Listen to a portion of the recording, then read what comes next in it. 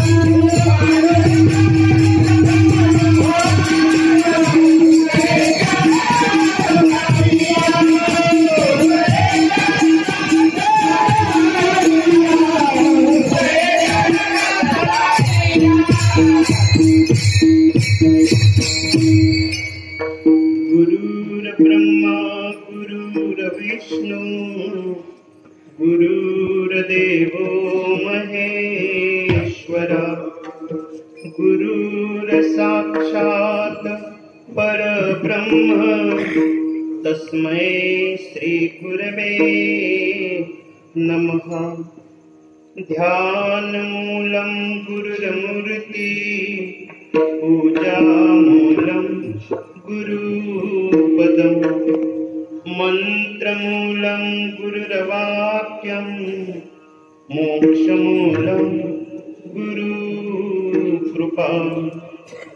जयांचे केलिया स्मरण होय सकळ विद्येचे अधिकरण तेची वंदू श्री चरण श्री गुरूंचे ते नमस्कारुनी आता। ओम नमो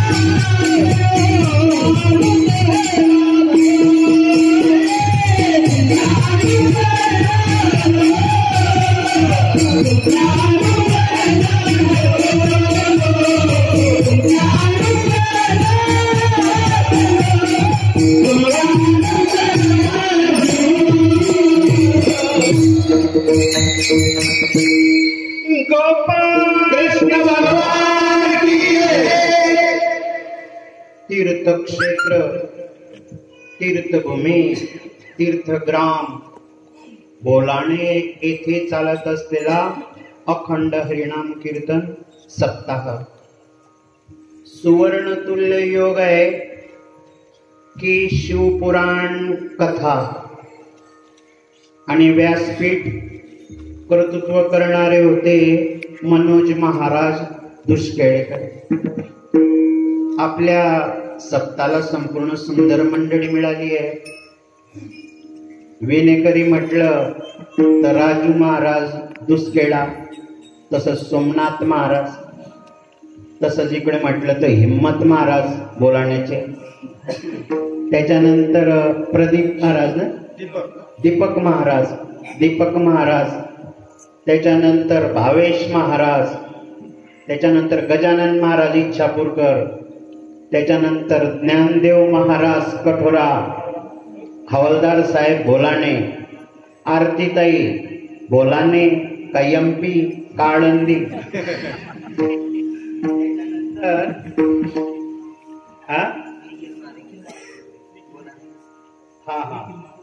निखिल महाराज बोलाणे, आणि आपले हरिभक्तपरायण गजानन महाराज बोलाणे, रोहित महाराज, त्याच्यानंतर सर्वांचे आवडते मामा सोमनाथ महाराज, हरिभक्तपरायण दुर्गादास महाराज, त्याच्यानंतर देऊलवाड्याचे महाराज, बरोबर आहे ना, पूर्ण दिवस आले, त्याच्यानंतर अरुण महाराज आणि संपूर्ण बोलाण्याची वारकरी मंडळी, आणि तिकडे समाधान महाराज आणि मृदंगाचार्य सुतेश महाराज नांदुरा, बरोबर आहे ना. कुणाचं नाव सुटलं का? बाकी संपूर्ण समस्त भजनी मंडळी. कीर्तन रंगवणं तुमच्या हातात आहे. विठ्ठल विठ्ठल हाची ती गोड लागे गात गीती. विठ्ठल विठ्ठल विठ्ठल वाणी अमृताय संजीवानी. विठ्ठल विठ्ठल हाची गोड लागे गात गीती. गोड लागे गात गीती. विठ्ठल विठ्ठल हाची विठ्ठल विठ्ठल हाची गोड लागे गात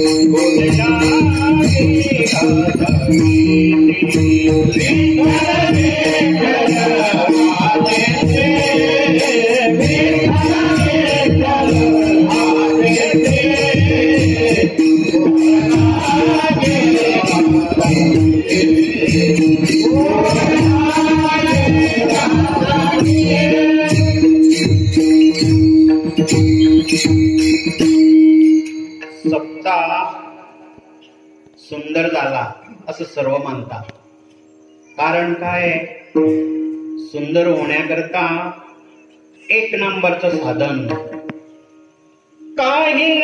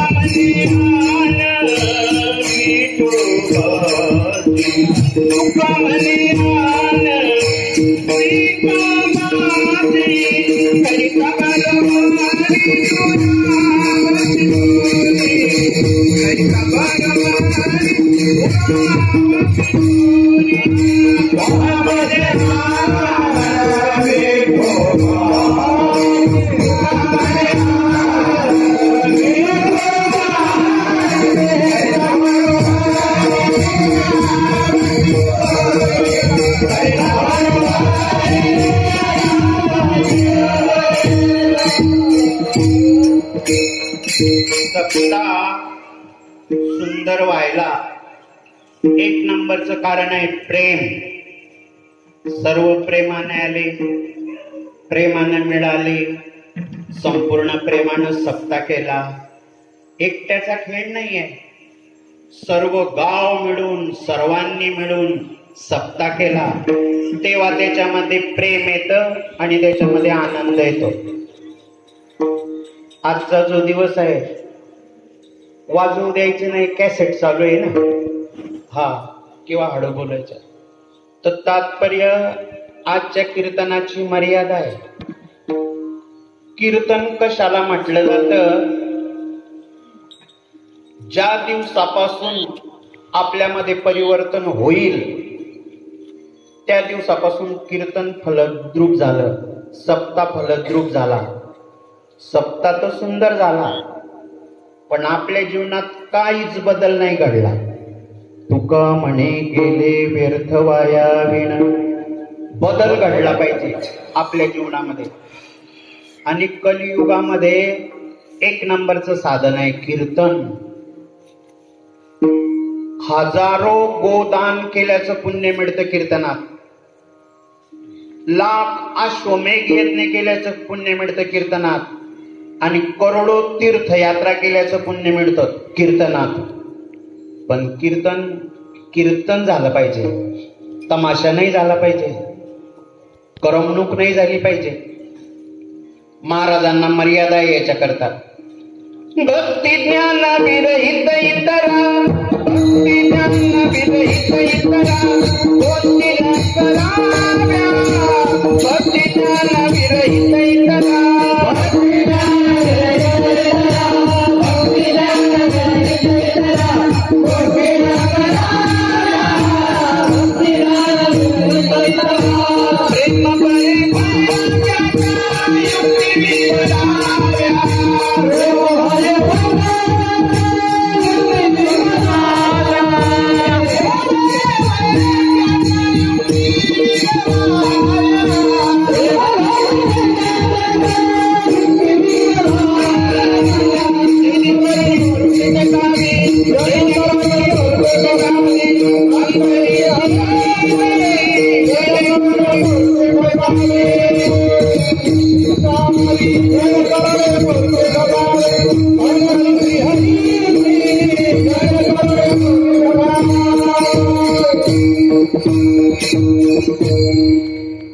कीर्तनाची मर्यादा आहे. संतांनी सांगितलं कीर्तनामध्ये शब्द कठीण आहे. प्रवृत्तीपेक्षा निवृत्ती जास्त सांगावी. प्रवृत्ती म्हणजे संसाराच्या गोष्टी आणि निवृत्ती म्हणजे देवाच्या गोष्टी. जर कीर्तनामध्ये करमणूक केली आणि प्रवृत्ती संसाराच्याच गोष्टी सांगितल्या तर मनुष्य पशु बनतो. मामासाहेब दांडेकर आणि जोग महाराज सांगतात. आणि परमार्थामध्ये निवृत्ती सांगितली तर मनुष्य देव बनतो. लोकांना पटेल आणि आवडेल असं कीर्तन करू नये. लोकांचं भलं कसं होईल आणि चांगलं कसं होईल असं कीर्तन करावं.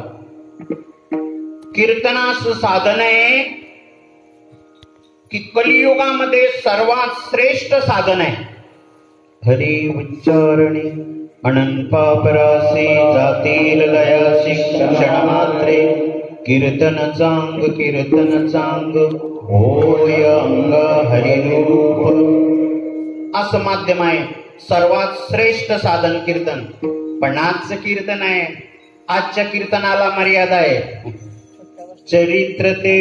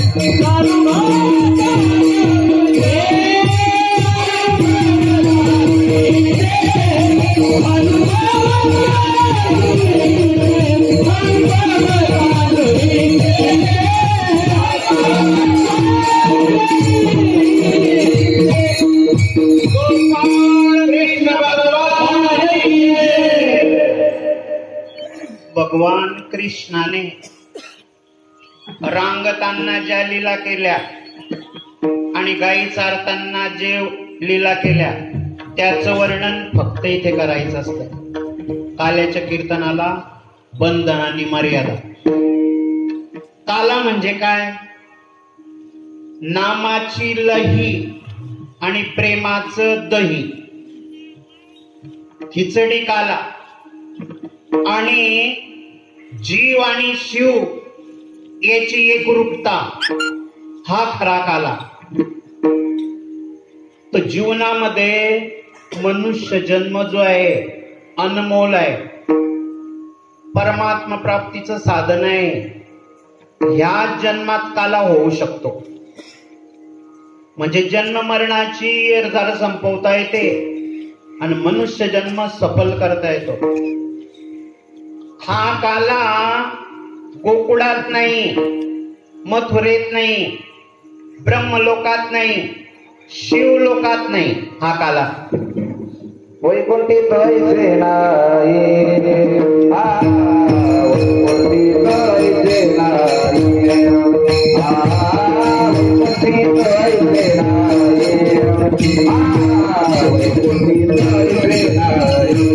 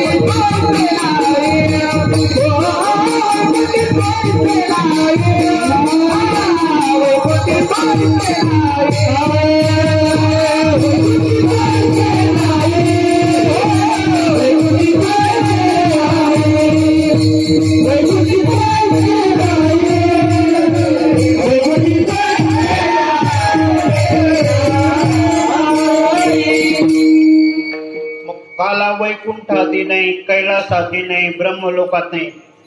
मग काला कोणामध्ये होतो? तर देव आणि भक्तामध्ये काला होतो. फलश्रुती काय आहे? काल्याचं कीर्तन तुम्ही ऐकाल. फल काय आहे याच? कराल जो प्रश्न, सांगेल जो कथा, श्रवण करिता उद्धरते. भागीरथा स्नाना श्रम लागे फार, करावे एकाग्र मन येते, नामा म्हणे ऐसे बोले भागवत, शुक सांगत असे परीक्षित. सर्व पापांचा नाश होऊन जातो आणि जीवाचं कल्याण होऊन जातो, उद्धार होऊन जातो. असं चरित्र काल्याचं कीर्तन आहे.